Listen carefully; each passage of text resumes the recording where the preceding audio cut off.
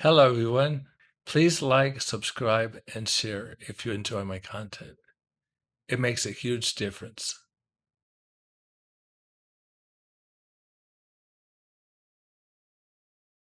I've learned a lot of things while working with audio over the past few years, and I'll share some of them. You can see and hear much of the evidence of what I can do on my YouTube channel. That said, you have to test whatever it is you're doing or you're driving blind. If you want to know what something does, you should overdo it. You'll either hate the results or you'll see the potential in it. Regardless of what YouTube gurus say, it's a good practice to make sure that instruments sound good soloed. In real life, when you have drums that sound like crap, with a guitar that sounds like crap, they will sound like drums and guitar that sound like crap when played together. We always hear sums and interference with sound, regardless of the source. EQ simply serves to even out the frequency spectrum and bring out instruments that you want brought out. When you add an effect like reverb, you'll hear more of that effect on a soloed instrument than in the mix. So you have to go back and forth until that effect sounds good in the mix, even if it sounds over the top on a soloed instrument. You have to prioritize what you want to stand out in a mix. You can't worry about hearing everything at once. For instance, if you have two synth sounds, you should prioritize one. Of course, it's best to prioritize moving lines over sustained sounds. If it ain't broke, don't fix it. For instance, if the bass and kick drum sound good together, don't worry too much about ducking one. If the amplitude spikes too much in certain places, limiting or compressing at the right setting will fix the spikes. You only have to worry about the transients in this case.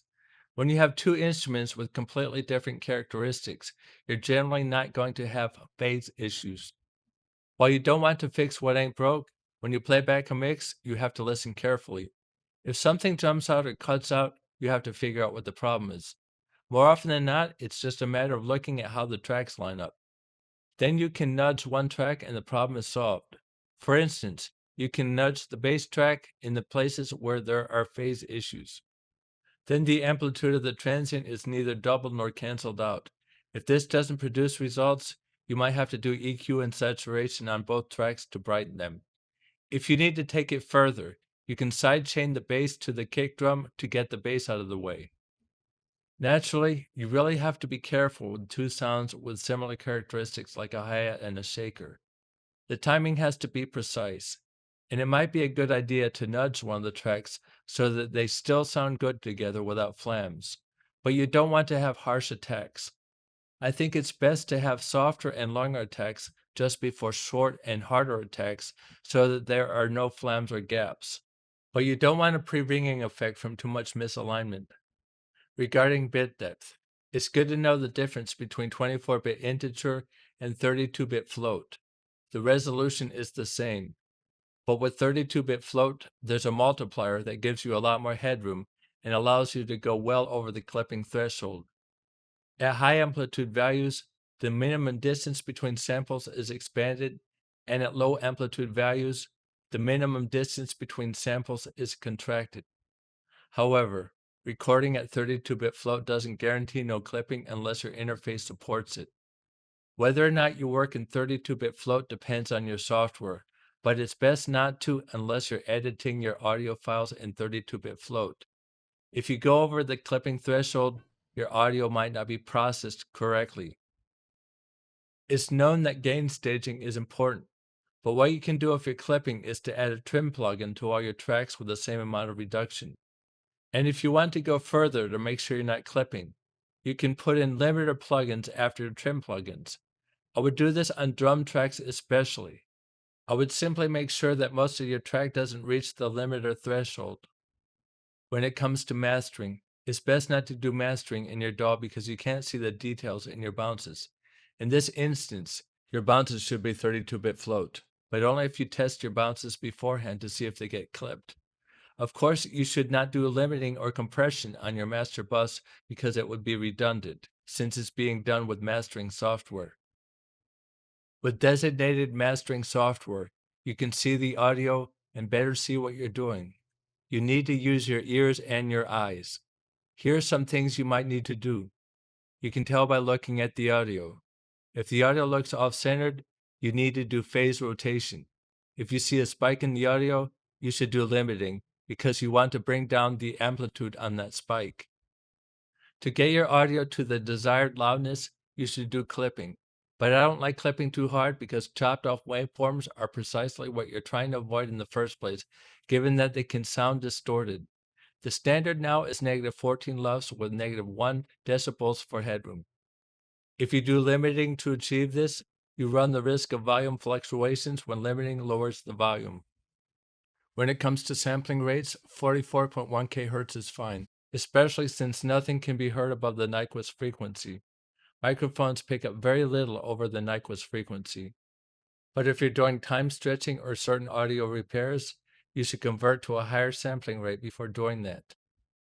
You should look at your frequency spectrum because it might tell you when something's off that you won't hear on good speakers, or hear when you become desensitized to your mix. I find that too much bass distorts on my car stereo, and too much upper mids hurts my ears.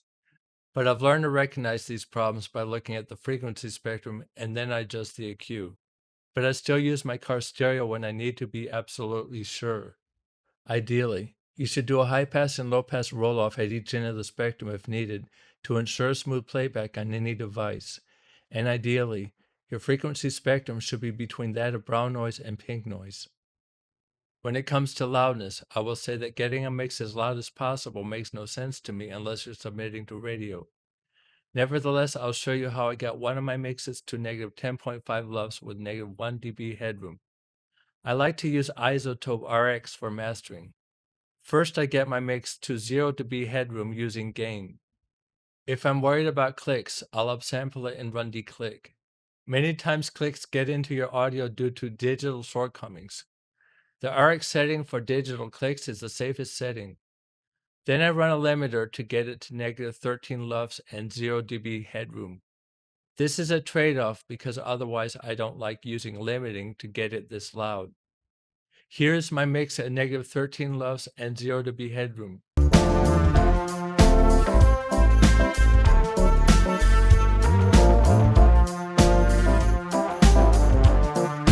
She sits alone, waiting for suggestions.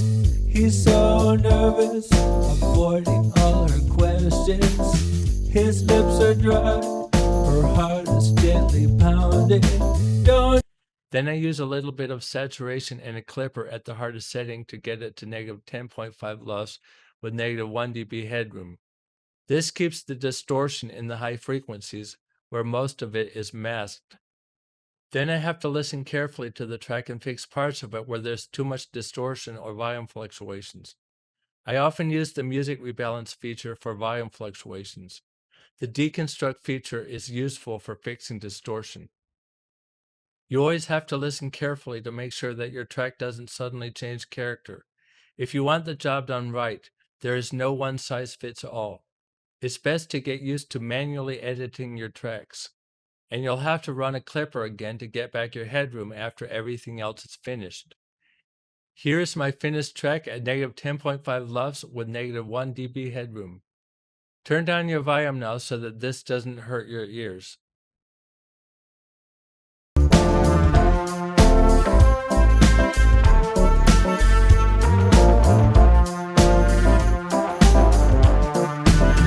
She sits alone, waiting for suggestions. He's so nervous, avoiding all her questions. His lips are dry, her heart is gently pounding. Now you can turn your volume back up. When it comes to dither, it's up for debate, but it's a good idea to dither when producing 24-bit or 16-bit masters. Interestingly, 320K MP3 files preserve the dither from 24-bit audio files, but 320K AAC files don't because the dither noise doesn't meet the threshold. Now let's take a look at an isolated vocal from Total Eclipse of the Heart, and I'll show you how I improve it, like I did on my remix. This is a separate video, and the link is in the description and in the info card on your screen. Thanks for watching and listening. Until next time.